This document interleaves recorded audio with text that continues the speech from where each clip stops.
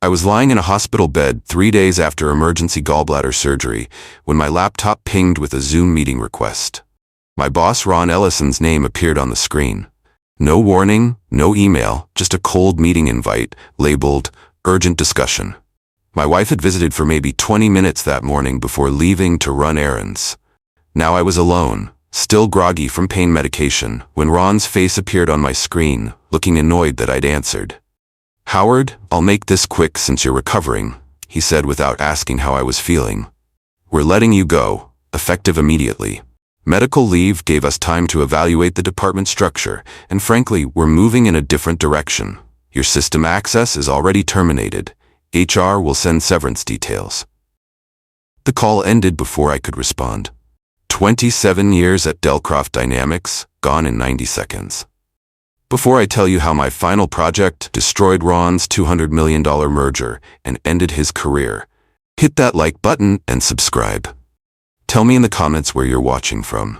Now, let me take you back to that hospital room where my world collapsed. My name is Howard Branson. I'm 52 years old, and I'd spent the last 15 years as senior systems engineer at Delcroft Dynamics, a mid-sized logistics technology company. I wasn't flashy or political.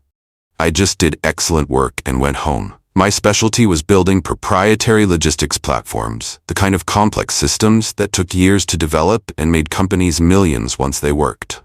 The project I'd been working on for the past 3 years was my masterpiece, an AI-driven supply chain optimization platform that could predict bottlenecks, reroute shipments in real time, and cut operational costs by 40%. I'd built it from the ground up, writing most of the core architecture myself during late nights and weekends. Ron Ellison had been my boss for 2 years, brought in from outside to modernize leadership. He was everything I wasn't: loud, aggressive, always talking about disruption and innovation without understanding the technical work behind it. But he knew how to impress executives with PowerPoint presentations and buzzwords. When I'd gone in for emergency surgery, I'd left detailed documentation about where the project stood. Module 7, the final integration piece, still needed work. I'd planned to finish it when I returned. Now, staring at that ended Zoom call, I realized I'd never get the chance. I called my wife from the hospital bed. Her phone went to voicemail. I tried again an hour later. She finally answered, her voice distant and careful. "I heard about the meeting," she said before I could speak. "Ron called me this morning to let me know it was happening. He wanted to make sure someone would be there when you got the news." My blood went cold. "You knew? Before the call?" She sighed. "Howard, this isn't a surprise. You've been talking about how stressed you've been, how much you've been working. Maybe this is for the best, a chance to rest." "Who's taking over my project?" I asked. The pause was too long. They brought in an outside consultant, someone with fresh eyes on the system. "Who?" Another pause. "My cousin, Jeremy." Jeremy. Her cousin who'd failed out of 2 tech jobs, who'd been living with his parents at 35, who knew nothing about enterprise systems architecture. "You recommended him," I said. It wasn't a question. The family wanted to help him get back on his feet. Ron asked for suggestions, and I thought it would be good for Jeremy. He needs the opportunity. She'd traded my 15 years of work for her cousin's career rehabilitation. And Ron had gone along with it because it saved him money. Outside consultants made less than senior engineers. "I'll be home tomorrow," I said, and hung up. When I got home the next day, walking carefully because my incision still hurt, I found my mother-in-law's car in the driveway. She'd been staying with us to help while I was in the hospital. I could hear voices from the kitchen before I even opened the door. Finally, out of the way, my mother-in-law's voice carried clearly. 27 years at that company going nowhere. Dead weight. Now maybe she can find someone who actually provides properly. My wife said nothing in response. I stood in the hallway, still holding my overnight bag, listening to this woman mock me in my own house while I'd been recovering from surgery. I walked into the kitchen. My mother-in-law didn't even look embarrassed, just gave me a tight smile and asked how I was feeling in a voice that made it clear she didn't care. That night, I went to check my home office, the small room where I sometimes worked on documentation. My filing cabinet had been opened. Papers were slightly out of order. Someone had gone through my personal files, the ones where I kept copies of my project notes, architecture diagrams, and development timelines. The backup drive I kept for my work was missing from its usual spot. I found it eventually, but it had been accessed. Someone had copied my files while I was in the hospital, probably looking for anything Ron or Jeremy might need to take over the project. They'd searched my house like I was already a stranger. I didn't argue or make a scene. I just quietly started packing. My wife found me 3 days later loading boxes into a U-Haul. "What are you doing?" she asked, genuine confusion on her face. "Moving out," I said calmly. "To where?" "A rental cottage I found on the other side of town. Month-to-month lease. Enough space for me to think." She started to protest, to say we could work through this, but I just kept loading boxes. I didn't owe her explanations anymore.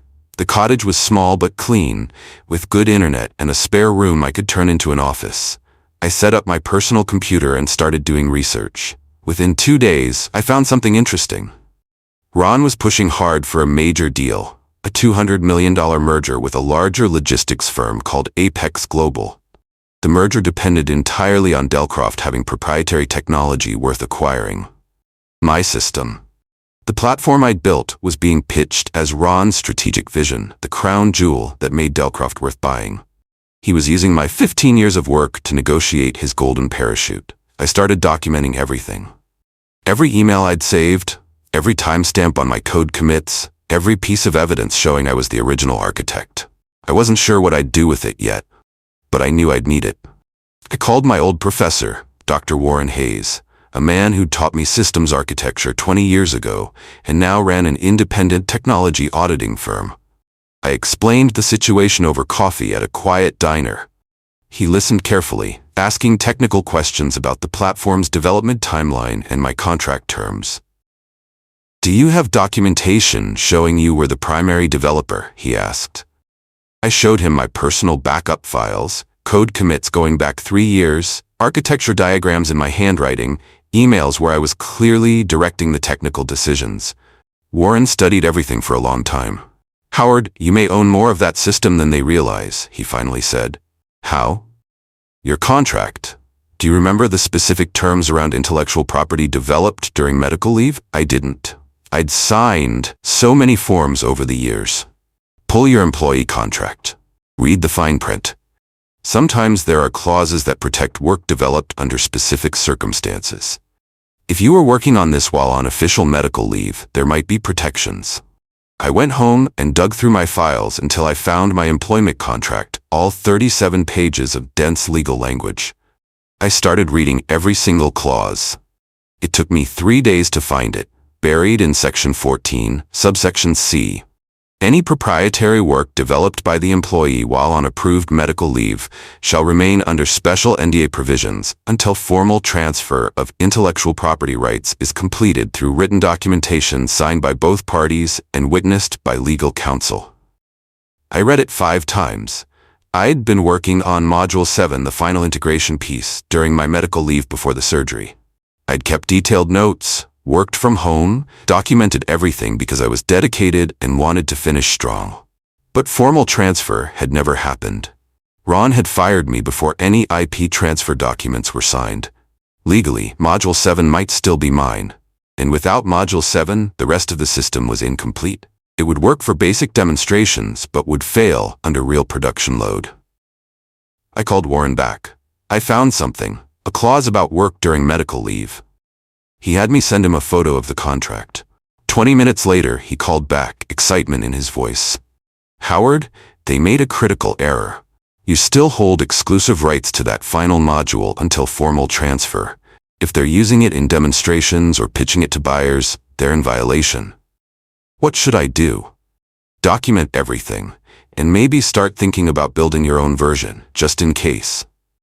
I smiled for the first time in weeks. I spent the next month doing something I'd always wanted to try, building a better version of my original system from scratch.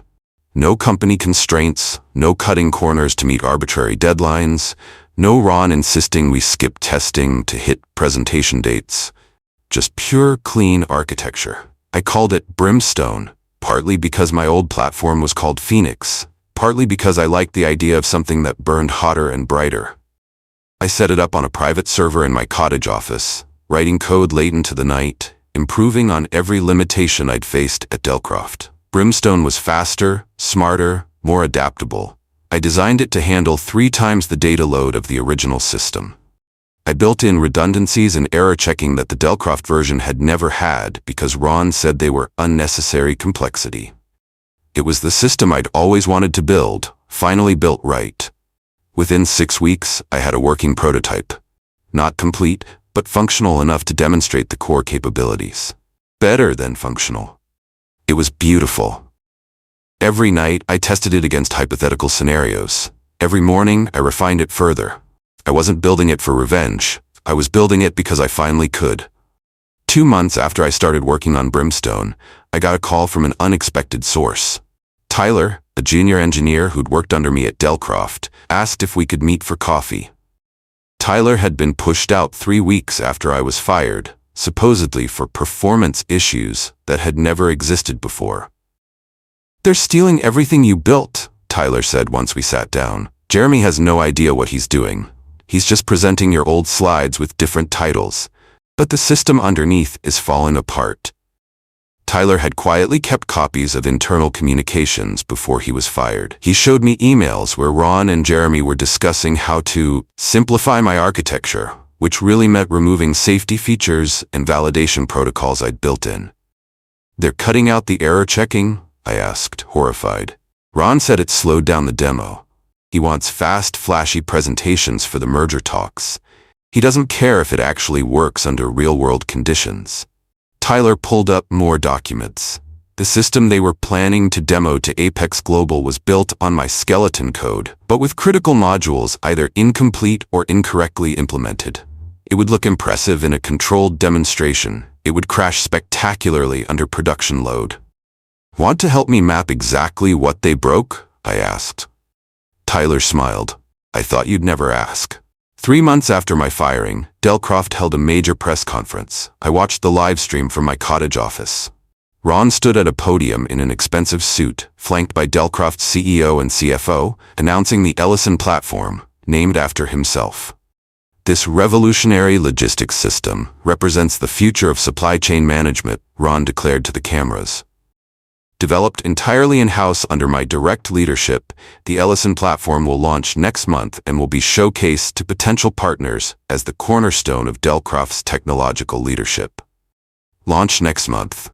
They were putting an incomplete, broken system into production to impress Apex Global's investment team. The press release listed Ron as chief architect and Jeremy as lead developer. My name appeared nowhere. Tyler, watching the stream with me, shook his head. "They're gonna crash so hard." "I know," I said, but I wasn't satisfied with just watching them fail. I wanted to build something better. That afternoon, I started preparing a demonstration package for Brimstone. Screen recordings showing the system handling massive data loads. Documentation proving superior performance. Comparison charts showing how Brimstone outperformed the Ellison platform in every measurable way. I wasn't sure who I'd show it to yet, but I wanted to be ready when the opportunity came. I met with a lawyer specializing in technology IP and formed a new LLC under a business name that wouldn't immediately connect to me, Cascade Solutions. Through the LLC, I filed for a trademark on Brimstone Logistics Platform and registered copyright on the core architecture. My lawyer advised me to keep quiet about everything until the timing was right. "If you go public too early, they'll have time to cover their tracks or settle quietly," he explained. "Wait until they're committed. Wait until backing out would cost them everything." I followed his advice, watching silently as Ron promoted the Ellison platform through industry publications and conference presentations. Then something unexpected happened. I got an email to my Cascade Solutions contact address from someone named Patricia Flores, identified as a senior technology analyst at Meridian Capital, the investment firm backing Apex Global's acquisition of Delcroft. "I came across a technical demo of your Brimstone platform in my research," the email read. "I'd be interested in learning more about its capabilities and development timeline. Would you be available for a brief call?" I stared at the email for 10 minutes. She'd found my demo somehow, probably through technical forums where I'd posted some performance benchmarks. This was the opportunity I'd been preparing for. I replied, "I'd be happy to discuss Brimstone. I have availability next week. Coincidentally, I understand your firm is evaluating similar systems currently." Patricia called exactly on time. She was sharp and technical, asking detailed questions about Brimstone's architecture, scalability, and error handling. I walked her through the system's capabilities, explaining how it improved on conventional logistics platforms. "This is impressive," she said after an hour. "Far more sophisticated than what we've been shown by Delcroft. Their Ellison platform has similar goals, but seems much more basic in implementation." "That's because it's built on incomplete architecture," I said carefully. "I'd need to see their system to know for certain, but based on the technical specifications in their press releases, they're missing several critical components." "Could you do a direct comparison?" she asked. "If I arranged a private demonstration of both systems?" I thought about it. I could. But you should know that I have personal history with Delcroft. I was the original architect of their system before being terminated. There was a long pause. Then, "That explains why your architecture looks so familiar. Mr. Branson, I think we need to have a much longer conversation, and I think you should be present at our next evaluation meeting with Delcroft. Would you be willing?" "When is it scheduled?" "Same day as their official Ellison platform demonstration. Next Thursday at 2 p.m. "Perfect timing. I'll be there," I said. The demonstration day arrived. Patricia had arranged for me to present Brimstone in a private room 1 hour before Ron's official presentation. I arrived at Meridian Capital's office building at noon, carrying my laptop and a folder of documentation. Patricia was there with 3 other analysts and their CTO, a man named Omar Whitfield. I set up my demo.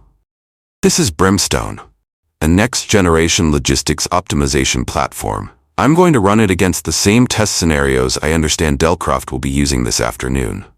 I loaded real-world data, 10,000 shipments across 15 distribution centers with randomized delays, capacity constraints, and routing challenges. Brimstone processed everything in 47 seconds, producing optimal routes and identifying 3 potential bottlenecks before they occurred. Omar leaned forward. "Run it again with double the load." I doubled the complexity. Brimstone handled it in 93 seconds. I tripled it. 2 minutes, 8 seconds. "The system scales logarithmically," I explained. "Each increase in data size has diminishing impact on processing time because of adaptive algorithms that learn from each iteration." Patricia was taking notes. "This is significantly more advanced than what Delcroft previewed. How long did this take to develop?" 6 months of intensive work, building on 15 years of experience in the field." Omar looked at Patricia, then back at me. "Mr. Branson, I'm going to be direct. Your name isn't attached to anything Delcroft presented to us, but this system clearly shares architectural DNA with theirs. What's the relationship?" I took a breath. I was Delcroft's senior systems engineer for 15 years. I designed and built their logistics platform. Then I was fired during medical recovery, and my work was reassigned. What they're showing you today is built on my original architecture, but incomplete and improperly implemented. I pulled out the documentation I'd prepared. Employment contract with the medical leave clause highlighted. Code commits showing my authorship going back 3 years. Emails where I was clearly the technical authority. Architecture diagrams in my handwriting. Development timelines showing I'd built 90% of the core system before my termination. Module 7, the final integration piece, was developed during my medical leave, I explained. Under my contract, IP rights to that module were never formally transferred. They're using incomplete code without legal authorization. Patricia's eyes widened. They demonstrated this system to us 6 weeks ago. They said it was production ready. "It's not," I said flatly. "It'll work fine in controlled demonstrations with limited data. But under real production load, it'll start throwing errors and corrupting data. I built in safeguards that they removed to make demos run faster. Those safeguards were there for a reason." Omar stood up and walked to the window. When he turned back, his expression was troubled. "Mr. Branson, Apex Global is considering acquiring Delcroft for $200 million, based primarily on the value of what they call the Ellison platform. If what you're saying is true, we're about to pay for technology that doesn't work, and legally might not even belong to them. That's correct, I said. I'm not asking you to cancel your deal. I'm just making sure you have accurate information before making a $200 million decision. Patricia looked at Omar. We need to inform Harrison immediately, before the demonstration starts. Harrison was Harrison Cole, the CEO of Apex Global, the man who'd sign off on the merger. Omar nodded. Get him on the phone, and keep Mr. Branson here. I think he should be at this afternoon's presentation. While we were having that meeting, Ron was having his moment of triumph. I heard about it later from Tyler, who'd kept in touch with people still at Delcroft. Ron had thrown a celebration party the night before, a champagne toast at an expensive restaurant for the Delcroft executive team. This merger is as good as signed, Ron had announced to the room. Apex is desperate for logistics technology, and we're the only game in town. By next month, I'll be CTO of the combined company, and all of you will be reporting to a $200 million organization instead of this small-time operation. Someone had apparently asked about me, whether I deserved any credit for the platform's development. Ron's response was recorded by someone at the table and later sent to Tyler. Howard Branson? Dead tech. Guy couldn't adapt to modern development practices. We had to rebuild everything after he left because his code was ancient and unmaintainable. Trust me, what we're showing Apex is a complete reimagining. The room had laughed. Ron had raised his glass higher.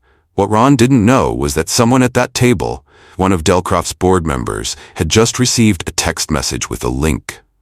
A link to my Brimstone demonstration video, sent by Patricia Flores with a simple message. Thought you should see this before the Apex presentation. That board member had quietly stepped away from the celebration and spent the next hour watching my demo with growing concern. By morning, he'd called an emergency board meeting. The Brimstone demo video started circulating internally at both Meridian Capital and Apex Global. Engineers who'd been shown the Ellison platform presentation materials immediately recognized the architectural similarities and the vast differences in sophistication. One of those engineers, a woman named Clarissa Torres, sent me an encrypted message that afternoon. Mr. Branson, I'm a senior developer at Apex. I evaluated the Ellison platform code samples. Your Brimstone system is what they promised us theirs would be. They showed us slide decks describing capabilities their actual system doesn't have. I think you should know, our CTO is furious. There's talk of pulling the entire deal. An hour later, I got another message. This one was anonymous, sent through a burner email account. I work at Delcroft. I've watched Ron steal credit for your work for 2 years. I have recordings of internal meetings where he admits the system isn't ready and discusses hiding limitations from Apex. If you want them, reply to this email. I replied immediately. 20 minutes later, my inbox filled with audio files, meeting transcripts, and internal Slack messages. Ron discussing how to work around the missing validation modules. Jeremy admitting he didn't understand the core architecture.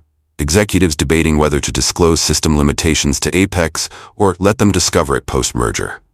It was damning. Every conversation proved they knew the system was incomplete and were deliberately hiding it. I forwarded everything to Patricia and Omar with a simple note. Additional context for your evaluation. The Apex Global CEO, Harrison Cole, demanded an emergency meeting, not a demonstration, a confrontation. The meeting was scheduled for Thursday at 1 p.m., 1 hour before Ron's planned presentation. I received a formal invitation from Patricia. Mr. Cole would like you present as a technical consultant. I arrived early and waited in a conference room with Patricia, Omar, and 3 Apex lawyers. At exactly 1 p.m., Ron walked in with Jeremy and Delcroft's CEO, Alan Crawford. Ron stopped walking when he saw me. His face went through several expressions: confusion, recognition, anger. What is he doing here? Ron demanded. Harrison Cole, a silver-haired man in his 60s, looked up calmly. Mr. Branson is here as our technical consultant. Please sit down. Ron tried to bluff. This is highly irregular. Our presentation was scheduled for 2 p.m. This isn't a presentation, Harrison said. This is a verification meeting. We've received concerning information about the Ellison platform's capabilities and origins. We need clarification before proceeding. Ron glanced at Alan, who looked equally confused. I don't understand. What concerns? Harrison nodded to Patricia. She pulled up side-by-side comparisons. The Ellison platform specifications Delcroft had provided versus actual performance data from their code samples. Then she pulled up Brimstone's performance on identical tests. The difference was stark.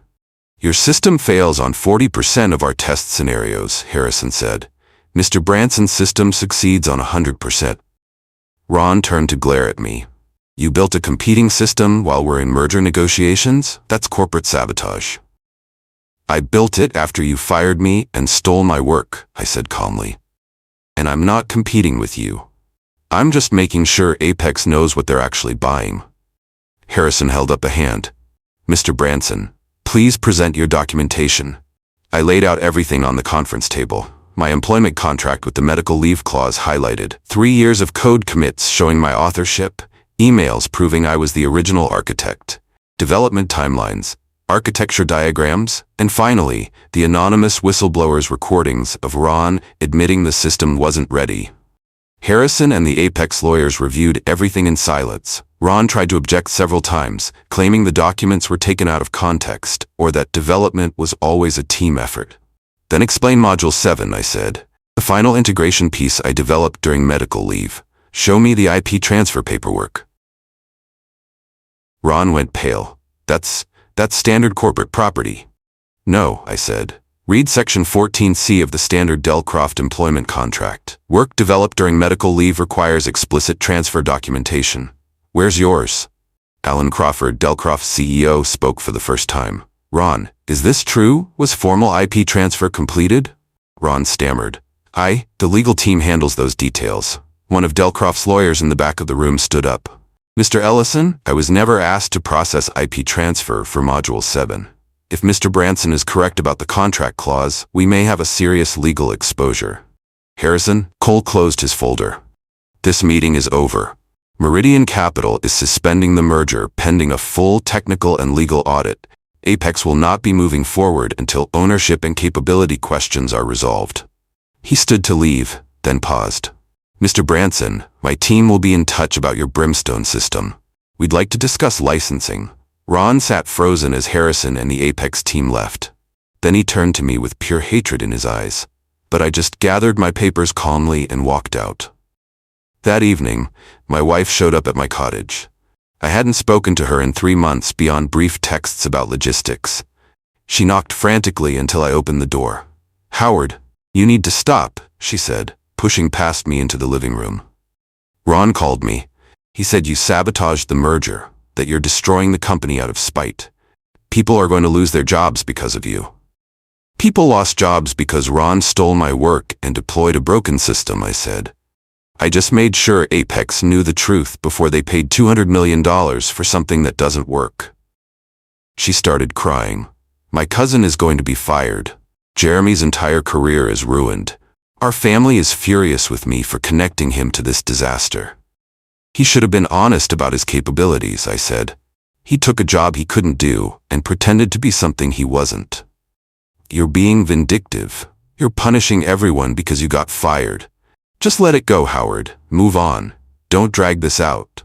I walked to my desk and picked up an envelope I'd prepared 2 weeks ago.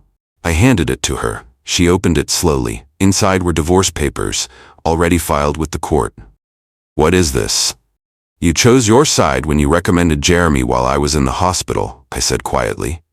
You knew Ron was going to fire me, and you said nothing. Your mother called me dead weight in my own house, and you stayed silent. You already made your choice. These papers just make it official. Her face went through shock, anger, denial. You can't do this. 27 years together? You're throwing it all away over a job? No, I said. You threw it away when you betrayed me while I was recovering from surgery. I'm just acknowledging reality. Word spread fast through both families. My ex-mother-in-law called me 3 days after I served the divorce papers, her voice shaking with rage. You're a traitor, she screamed into the phone. You destroyed my nephew's career. You're ruining my daughter's life. What kind of man does this to family? I kept my voice level. I'm just an employee following policy. Ron violated my contract. I informed the affected parties. Everything I did was legal and documented. You're vindictive and petty. No, I said. I'm thorough. There's a difference. She continued screaming, but I heard something else in the background. Other voices, people talking. She wasn't alone. Where are you? I asked. Silence. Then she hung up. I found out later through mutual friends that she'd been at her book club, a group of wealthy women who'd previously admired her family connections and successful son-in-law. But when news broke about the merger collapse and Ron's role, those same women had started asking uncomfortable questions. Why had her daughter's husband been fired suspiciously? Why was her nephew given a job he wasn't qualified for? Was the family involved in the fraud? My ex-mother-in-law's social circle, the thing she valued most in the world, was slowly turning its back on her. People who'd courted her invitations were now avoiding her calls. The reputation she'd built over decades was crumbling because everyone now knew her family had been part of a scheme to steal another man's work. Karma, I thought, comes in many forms. The merger died officially 1 week later. Apex Global issued a press release. After careful technical evaluation, Apex Global has determined it will not proceed with the acquisition of Delcroft Dynamics. Concerns about technology ownership and system capabilities could not be resolved to our satisfaction. Delcroft's stock price dropped 34% in 1 day. 2 board members resigned. Alan Crawford, the CEO, issued a statement promising a full internal investigation. But while Delcroft was collapsing, my phone was ringing with opportunities. I received a formal message from Patricia Flores. Mr. Branson, Apex Global would like to discuss licensing Brimstone directly from Cascade Solutions. We believe your system is exactly what we need, and we'd prefer to work with the original architect. Are you interested in negotiations? I met with their licensing team the following week. The offer was straightforward. Apex would license Brimstone for their internal logistics operations, paying me a substantial upfront fee plus ongoing royalties based on the system's performance and savings. I would retain full ownership of the IP. I could continue developing and licensing to other companies if I chose. The upfront payment alone was more than 3 years of my Delcroft salary. The potential royalties could be 10 times that over the contract period. I have one condition, I said during negotiations. I want control over system updates and development. No one else touches the core architecture without my approval. Agreed, the Apex representative said immediately. We learned that lesson with Delcroft.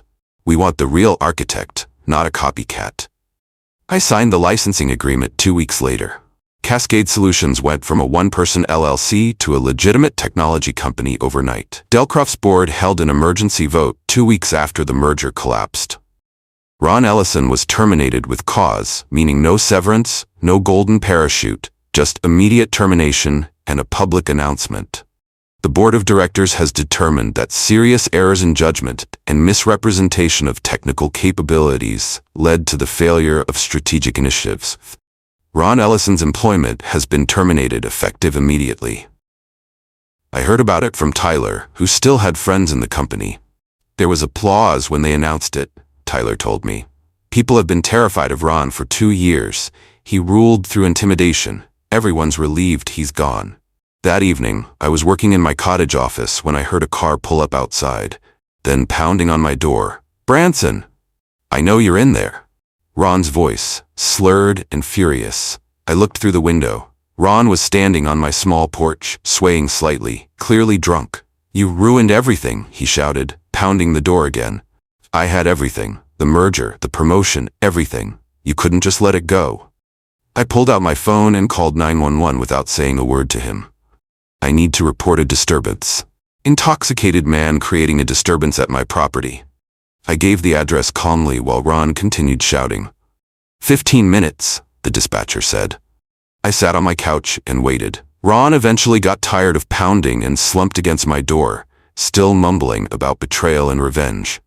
When the police arrived, they found him drunk and trespassing. They arrested him without incident. I filed a restraining order the next morning.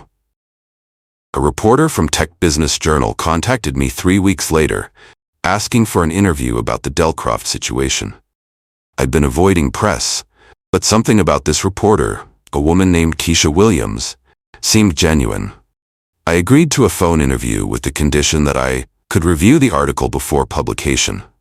How do you feel about what happened? Keisha asked. Vindicated? Angry? I thought about it. Mostly sad, I said.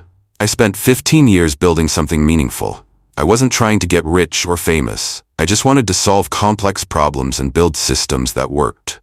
When that was taken from me, it hurt. But I didn't burn bridges out of spite. What did you do instead? I built something better. I documented everything carefully. I waited for the right moment to present the truth, and I let people make their own decisions based on accurate information. She was quiet for a moment. That's remarkably restrained.